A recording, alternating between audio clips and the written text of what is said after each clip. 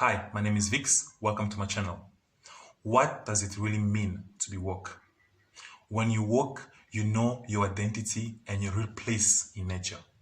When you woke, when you're hungry, you don't say, I am hungry. You say, my body is hungry.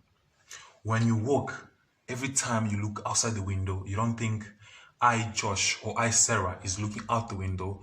You acknowledge and you realize that you are a spirit living in a body and is looking out the window.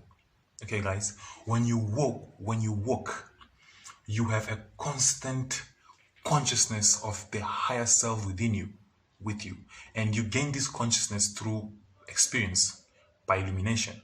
Okay, guys, and there's a way of increasing and developing this consciousness.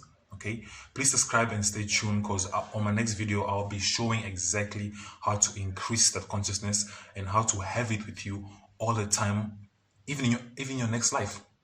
All right, please subscribe and you definitely stay woke. Thank you.